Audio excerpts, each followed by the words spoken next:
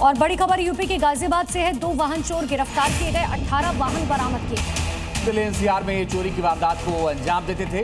Police को काफी दिनों से इनकी तलाश थी और अब फिलहाल इन्हें पकड़ा गया है।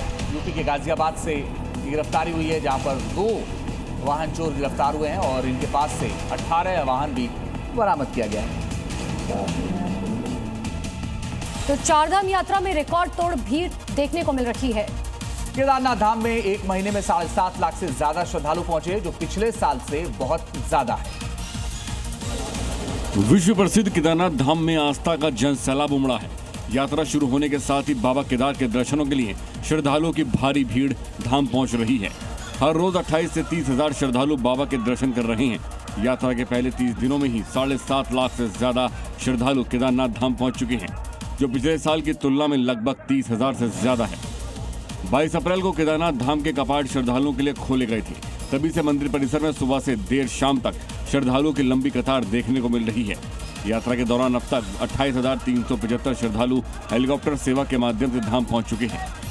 घोड़ा खच्चर सेवाओं के जरिए भी 1.5 लाख से ज्यादा श्रद्धालु केदारनाथ धाम पहुंच रहे हैं। सड़क पर ओवर स्पीडिंग और लापरवाह भरी ड्राइविंग अक्सर सड़क पर चल रही दूसरी गाड़ियों के लिए मुश्किलें खड़ी कर देती है। किसी और की लापरवाही का खामियाजा किसी और को भुगतना पड़ता है।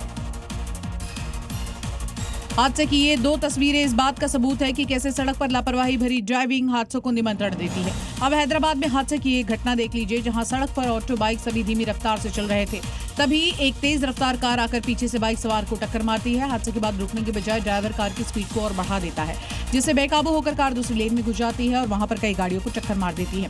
अब लापरवाही से हादसे की एक और तस्वीर देखिए, जो यूपी के जौनपुर से सामने आई है, जहां पर एक ट्रक रिवर्स में आते हुए सड़क किनारे खड़ी हो जाती है और कार को जोरदार टक्कर मार देती है। और अब आपको दिखाते एक ऐसी हैरान करने वाली तस्वीर, जहां एक पिकअप ड्राइवर की जिद ने उसके और उसके साथी की जिंदगी को देखते देखते मौत के मुंह में डाल दिया।